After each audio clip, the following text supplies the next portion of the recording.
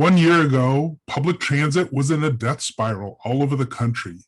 Ridership went down by necessity, and that meant that public transit systems from New York City, where I live, to Boise, Idaho, were in serious crisis. And there was talk about actually letting public transit die. My name is Libero Della Piana, and I'm the senior strategist with the Alliance for a Just Society, as Just Strategy.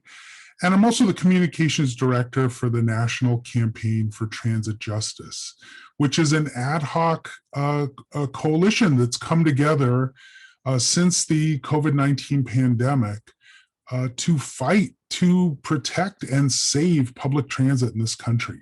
We won $30 billion in additional resources for public transit that was needed to keep bus drivers employed, to make sure that routes were not cut, and that people were able to continue to move. For more than 100 years, transit has been a civil rights issue. From Plessy versus Ferguson to the Montgomery bus boycott, transit is about who gets to go where, how you move. It's about freedom of movement.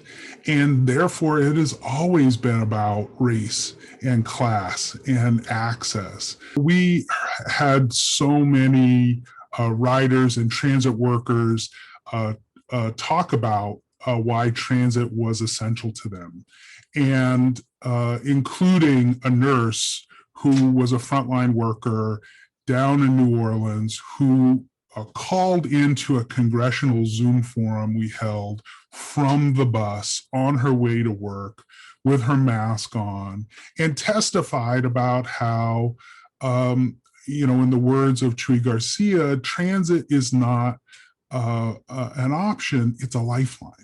Organizing by transit riders, bus riders, train riders, everyday folks who depend on public transit, that organizing made this victory possible. Transportation is the #1 contributor to carbon emissions in the United States, and only a massive investment in buses and rail is going to get us on a different path.